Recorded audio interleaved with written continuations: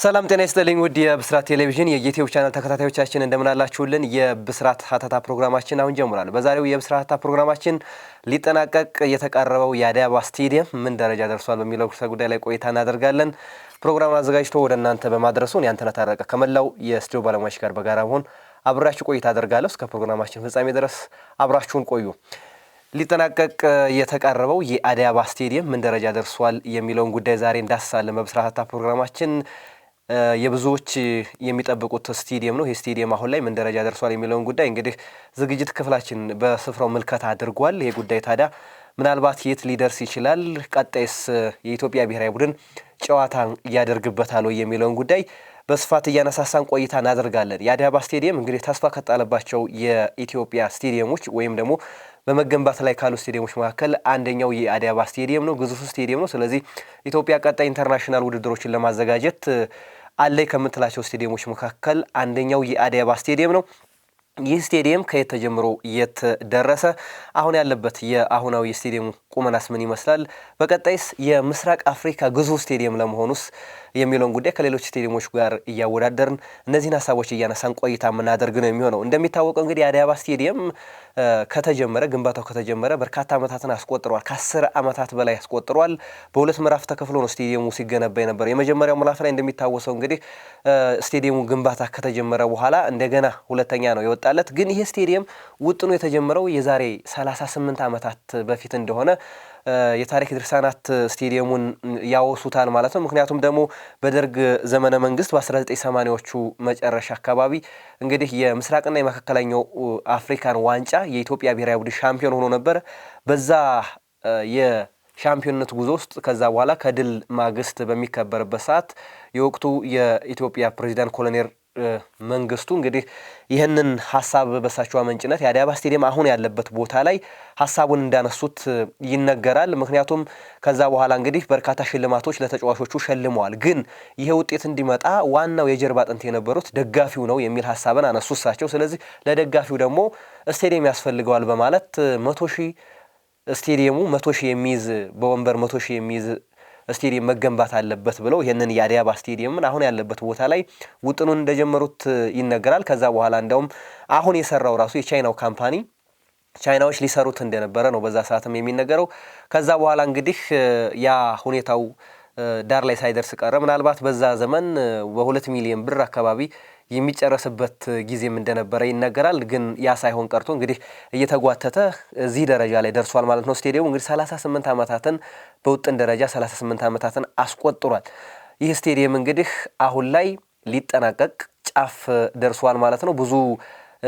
ኢትዮጵያ ብዙ ብር ኢንቨስት ያደረገችበት ብዙ ገንዘብ የፈሰሰበት ስቴዲየም እንደሆነ የሚዘነጋ አይደለም። እንግዲህ በዚህኛው በኢህአዴግ ዘመነ መንግስትም እንግዲህ የስቴዲየሙ ግንባታ ከተጀመረ በኋላ የመጀመሪያው ምዕራፍ ከተጀምሮ ሊጠናቀቃል የተባለ ቢሆንም ግን ሳይጠናቀቅ ቀርቷል። 2.7 ቢሊዮን ብር አካባቢ ፈሰስ ተደርጎበታል። ያ ብር እንግዲህ ባክኖ ቀርቷል ወይም ከስሮ ቀርቷል ብሎ መናገር ይቻላል። እንግዲህ በሁለተኛው ምዕራፍ እንግዲህ በአዲሱ መንግስት ማለት ነው በዚህኛው መንግስት ላይ በደንብ ተሰርቶበት በሁለተኛው ምዕራፍ ከቻይና ካምፓኒዎች ጋር በመነጋገር ሲሲ የሚባለው የቻይና ኮንስትራክሽን ድርጅት ግንባታውን በሁለተኛው ዙር ከያዘው በኋላ እንግዲህ 17 ቢሊዮን ብር ወጥቶበታል ይሄ ስቴዲየም ማለት ነው። ከቻይና ካምፓኒ ጋር የተነጋገሩት የኢትዮጵያ መንግስት ማለት ነው 17 ቢሊዮን ብር ነው። ምናልባት ተጨማሪ 17 ቢሊዮን ብር ግን ጭማሪ እንዳለው ተነግሯል። አጠቃላይ ስቴዲየሙ አሁን ላይ 34 ቢሊዮን ብር ፈጅቷል ማለት ነው። እስከ ፍጻሜ ድረስ 37 ቢሊዮን ብር ይፈጃል ተብሏል። ምናልባት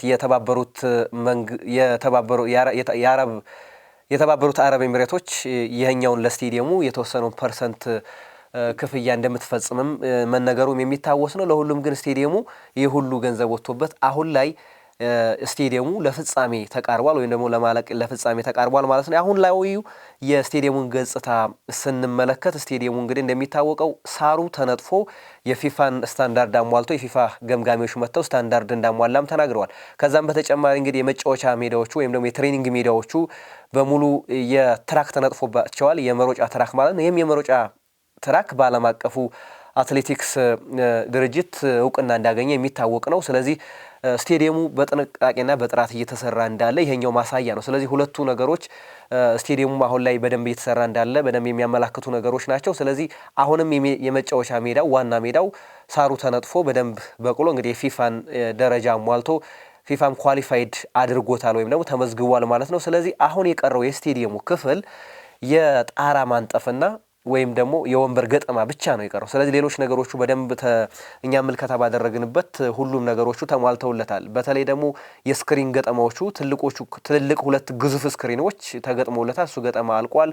በአካባቢው ያሉት መንገዶችን በደንብ እየተሰሩ እንዳለ ተመልክተናል። ስለዚህ ስቴዲየሙ አሁን ላይ የሚቀረው ምንድነው? ጣራ የማንጠፍና ወንበር የመግጠም ብቻ ይሆናል ማለት ነው። ሌሎች ስራዎቹ በፍጥነት እየተቀላጠፉ ነው የሚገኙት። ምናልባት በአስደናቂ ፍጥነት እየሄደ ነው ብሎ መናገር ይቻላል። ምናልባት የዛሬ ዓመት እንኳን አልሞላውም እንግዲህ ሁለተኛው ምዕራፍ እንደገና መንግስት ጨረታ አውጥቶ ያንን ነገር ሲያስጀምር ማለት ነው። ስለዚህ በመንግስት ልዩ ትኩረት በደንብ እየተሰራ ያለ ስቴዲየም ለመሆኑ ምንም የሚያጠያይቅ ጉዳይ አለም። ሌት ተቀን እየተሰራ ነው ያለው።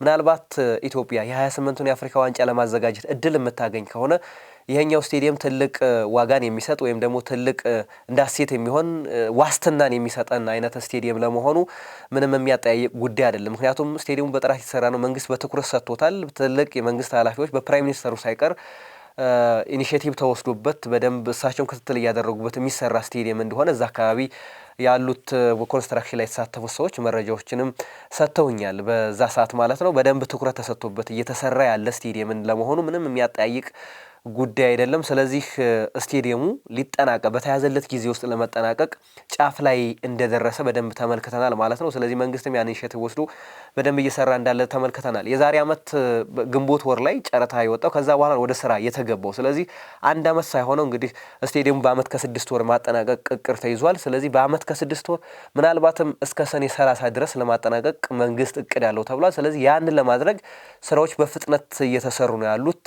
አሁን ላይ ምናልባት ቀላል የሚባሉ ስራዎች ናቸው። የወንበር ገጠማና ሌሎች ቴክኖሎጂዎችን መጠቀማቸው የማይቀር ስለሆነ የቴክኖሎጂው ሊያግዛቸውም ስለሚችል ስለዚህ የወንበር ገጠማውና የጣራ ገጠማው ብቻ ነው የቀረው። ምናልባት ጣራ ገጠማው ላይ የመጀመሪያው ዲዛይን እና አሁን ያለው ዲዛይን የተለያየ ነው ተብሏል ማለት ነው። የመጀመሪያው ዲዛይን የወጣለት አሁን ላይ መጠነኛ ለውጥ ተደርጎበታል ተብሏል። ስለዚህ በሌላ ዲዛይን ጣራው ላይ ለውጥ ተደርጎበታል የሚል ሐሳብም ተነስቷል። ምናልባት ጣራው ላይም ለውጥ ሊኖረው እንደሚችል መናገር ይቻላል። ስለዚህ የቀጣይ የኢትዮጵያ ብሔራዊ ቡድንም በቅርቡ ጨዋታዎችን ሊያደርግበት የሚችልበትን ፍንጭ የተሰጠበትን ሁኔታም ተመልክተናል። ምናልባት ሰኔ 30 አሊያም ደግሞ በክረምቱ ወራቶች የሚጠናቀቅበት እድል ስለሚኖር የኢትዮጵያ ብሔራዊ ቡድን አሁን ላይ ከሳኦ ቶሜ ኤንድ ፕሪንሲፕ የአፍሪካ ዋንጫ የምድብ ድልድል ውስጥ ለመግባት ማጣሪያውን ያደርጋል። ያንን ጨዋታ ካደረገ በኋላ ምድብ ድልድል ውስጥ ሲገባ መስከረም ላይ በሚደረጉት የአፍሪካ ዋንጫ ማጣሪያ የምድብ ጨዋታዎች ላይ የኢትዮጵያ ብሔራዊ ቡድን በዚህ ስቴዲየም ላይ ጨዋታ ሊያደርግበት የሚችልበት እድል ሰፊ ነው እየተባለ ነው የሚገኘው። ምናልባት በክረምቱ ወራት ስቴዲየሙን ለማጠናቀቅ ጥረቶች የተደረጉ ነው።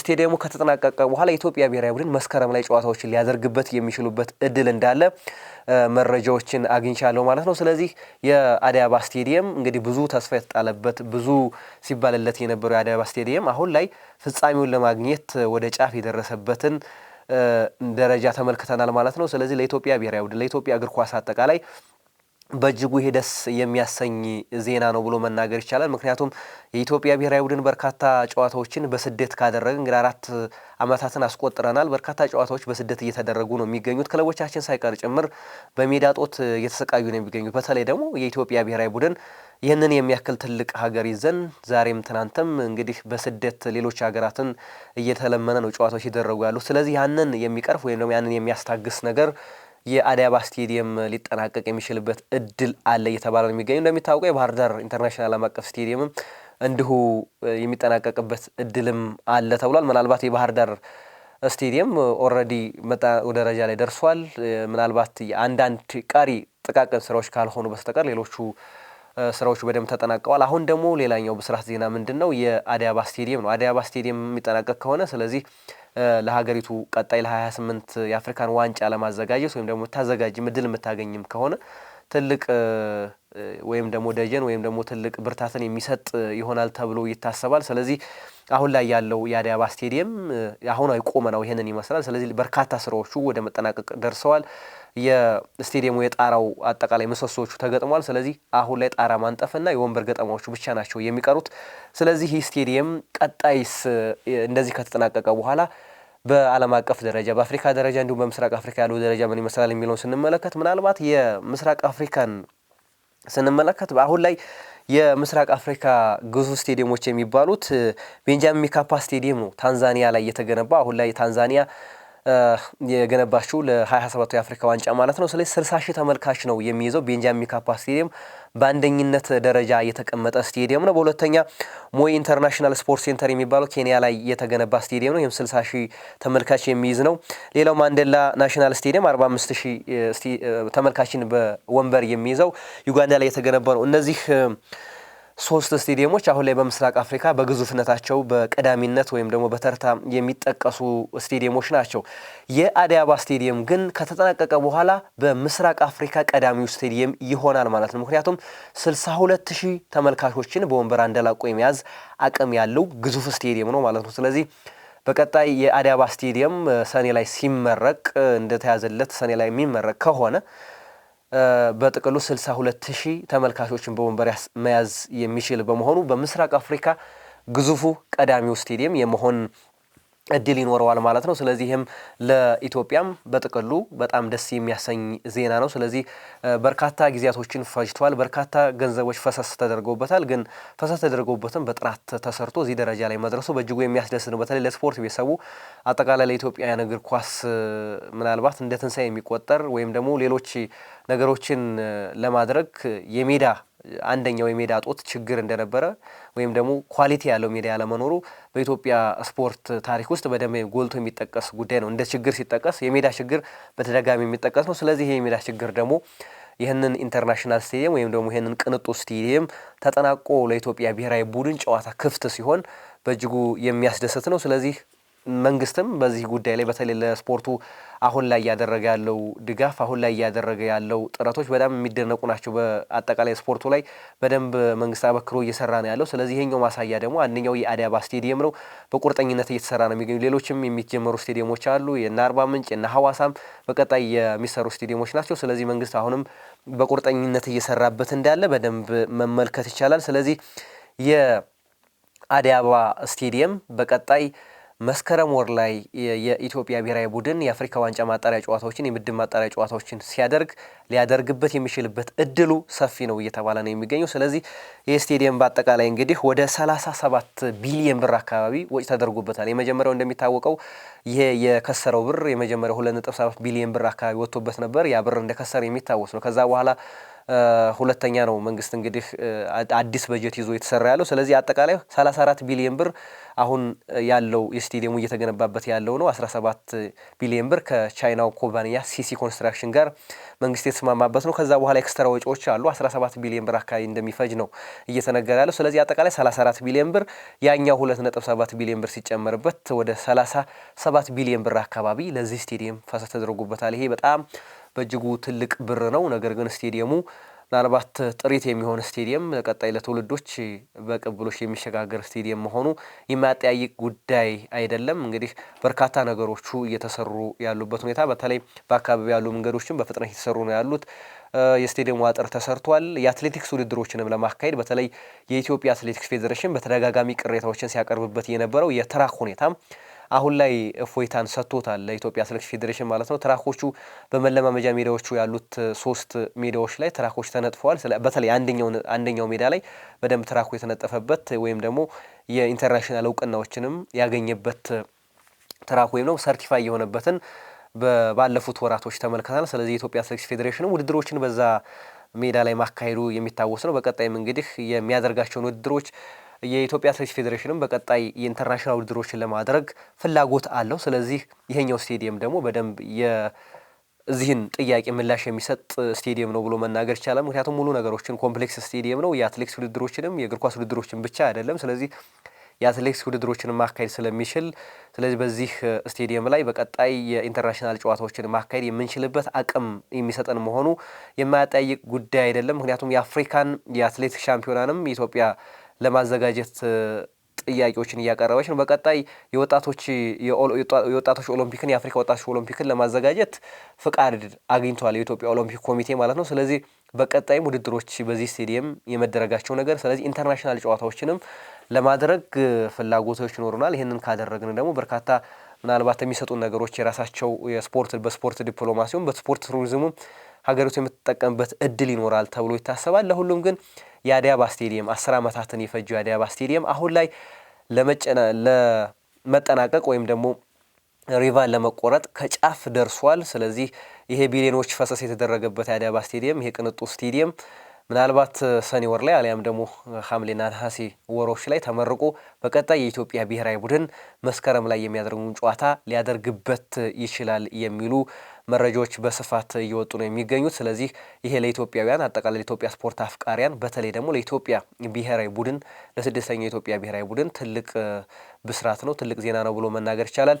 ውድ ተመልካቾቻችን የአዲስ አበባ ስቴዲየም ሊጠናቀቅ ጫፍ የደረሰው አዲስ አበባ ስቴዲየም መረጃ ያካፈልንበት የዛሬው የብስራት ሀተታ ፕሮግራማችን የተከታተላችሁትን ይመስል ነበረ። በስቴዲየሙ ዙሪያ ያላችሁን ሀሳብ አስተያየት በኮሜንት ሴክሽን ላይ ብታካፍሉን ደስ ይለናል። የአዲስ አበባ ስቴዲየም ሲገነባ ምን አሰባችሁ ነበር? አሁንስ ለመጠናቀቅ ጫፍ በመድረሱ ምን ተሰማችሁ የሚለውን ነገር በኮሜንት ሴክሽን ላይ አካፍሉን። ፕሮግራሙን አዘጋጅቼ ወደ እናንተ በማቅረቡ ያንተነህ ታረቀ ከመላው የስቱዲዮ ባለሙያዎች ጋር በጋራ ሆን አብሬያችሁ ቆይታ አድርጌያለሁ። ሰናይ ጊዜን ተመኘ።